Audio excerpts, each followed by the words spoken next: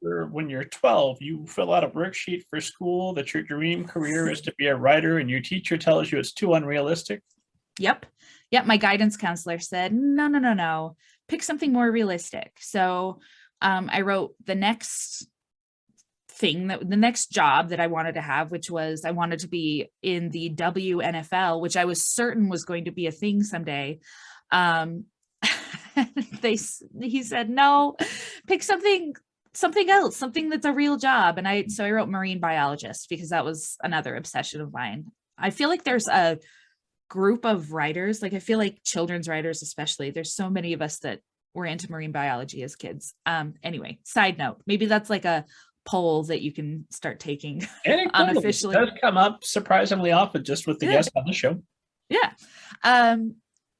But yeah, it's and my family still knows that guidance counselor, and it was really fun years later to say, wait a minute, I thought being a writer as a career was unrealistic, and yet here I am.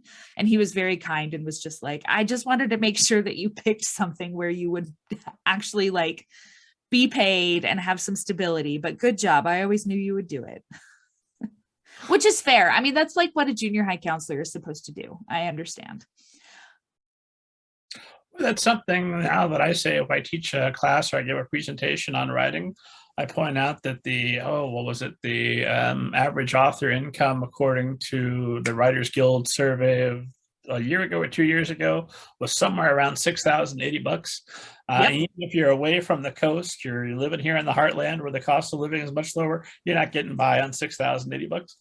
Oh yeah, it's and I was not prepared for, and this is like another thing that I always like to remind newer writers is how cyclical the money can be too. I mean, $6,000, then that may come in waves, and you may have 1 year, maybe a year when you sign your contract and get paid. That might be, I don't know, like a high 5-figure year for you. And then the next 2 years, you might be getting way, way less, like maybe only 4 figures if you're lucky. And I think I know plenty of writers who have had the same journey. Well, and me too, where you sort of quit the day job, or you say, I made it, I signed my contract, this is my career now.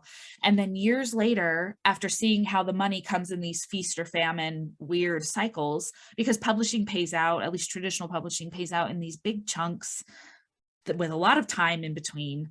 So you really have to like budget, and it's always like robbing Peter to pay Paul and like catching up, and then you're out of money again.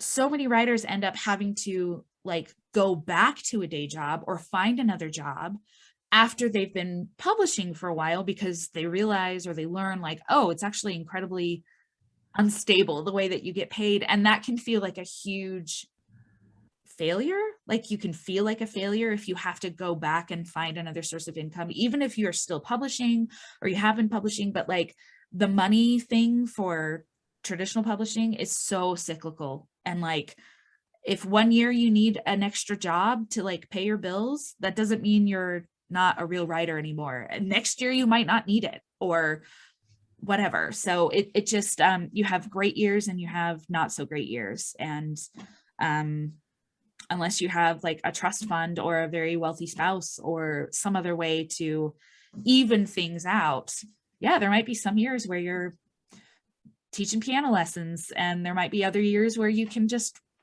write full time, or maybe you are smart and keep your day job. I don't know, but it's very cyclical. Now, of course, post-pandemic, mid-pandemic, wherever the heck we are in this thing, I know publishers are breaking up advance payments. That they broke them down to 4, and now I've hearing 5. Yeah. And that will probably be a trend that continues. Maybe not, but it seems that way, which might be useful for tax purposes. You'll pay a lower tax bill, maybe possibly overall. But you're talking, I think I read one example of a $25,000 advance paid out in 5 different installments over 4 years. Now, who's living on that? That's better than that's actually was worse than the $6,080 or whatever it is per year. Now, presumably, you've got maybe some other books that are earning possibly some royalties coming in, possibly some speaking gigs now that hopefully folks are going to come out in person, or Zoom gigs or whatever. Yeah. It's still going to be kind of a hard scramble life for some authors, I would think. Yeah, absolutely. Absolutely it is. It's and I don't know what the answer is, but I just it's weird to my family, especially like my parents and my siblings, for them to see how hard I work and know like how little the money actually is in comparison to how much you work. Like you can writing books, whether you have another day job or not, can easily take up 40 hours a week if you wanted to, you know, like if you have it takes a lot of work to write and edit books, and yet you don't always get paid for the equivalent of like a 40-hour work week. So it's weird. Yeah, it's I mean, I have a lot of emotional thoughts about the way that publishers pay out authors, and I don't know. I will be interested to see what happens. It seems like there's a reckoning coming of some sort. There's been a lot of conversations about the workload that editors have. There's been a lot of editors leaving the business recently because it's just too much work for too little pay. Good editors, amazing editors. So with very high profile exits, which I applaud, because then we can all enjoy and finding out, oh, that's what was happening at that house. Oh, that's how they were treating this particular person. Now Yep. we all have that data to work for. Exactly. So I don't know. My publisher is Candlewick Press, and they've always been so good to me. They're not splitting their advances into 5 parts as far as I know. They've always been very reasonable and had a pretty good work environment for their employees, as far as I know. Well, Candlewick's a bit of a bigger press and very well established, as opposed to some of these. I don't know what the term. I never want to say bad things, even if I know that a particular group has been scamming authors. Like, why did they? Who's telling that story? How are we interpreting the scam? Unless it's black and white, you were charging authors money that you knew they were never going to make back. I still like to extend this this thought that, oh, you were in books, so there was a goodness to you somewhere in there that went a little bit awry. I'm sure. Yes. Yeah. Yeah, that's how I feel too, especially because I don't think anyone gets into publishing for the money. Include like authors, agents, editors, publicists, everybody. It's not like, if you are hoping to strike it rich, there's so many other places that you should go that will require less work and that will make you more money. So this is not you're better off buying a lottery ticket if you're hoping to become a millionaire off of publishing, unless you're in these higher ups in these bigger publishing companies. But that's every corporation. So yeah, it's an industry that runs on the labor of love, and that's great, but you can't feed your children with love for books. But it's hard sometimes to distinguish what part of this is the problem of publishing and what part of it is just the problem of capitalism, period, where we pretend that if you worked harder, you'd be Leonardo DiCaprio, and you chose to be you without health insurance. You should have chosen DiCaprio. What'd you do?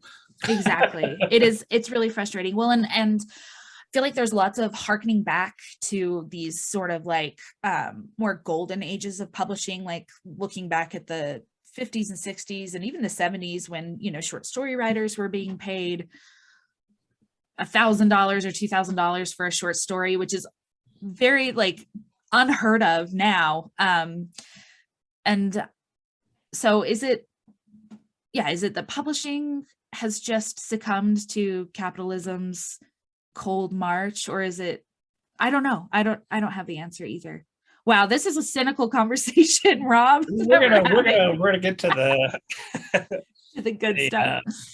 We're gonna talk brighter publishing things at some point. We'll talk The Patron Thief of Bread, available sometime in the month of May, or whenever you're listening to this esteemed audience, is probably available now. I did read a guide not that long ago, was Kurt Vonnegut giving advice to writers. Yeah. Just anecdotal, and one of his first points of advice was try and sell a short story to get you enough money to cover living expenses for the next 2 or 3 years so you can really focus on your novel. Wow. What That's a lovely thought, Mr. Vonnegut. In all fairness, he was here in Indiana, lower cost of living, but still. Sure. But still, wow. Yeah. That feels like just a completely other time and place. Wow. But there are plenty of bright spots in publishing still. Even now, I was just at a lovely launch for Maurice Broadus, which I think he'll have been on before this episode airs, I think is how we worked it out. Um, um, and he had a whole fashion parade at his signing, lots of kids dressed up and dancing, and he walked up to the stage with them. Everybody had an amazing time. It was a celebration of books and reading, and how glorious that was, and that's happening all the time. There's plenty of great stuff happening out there in the world.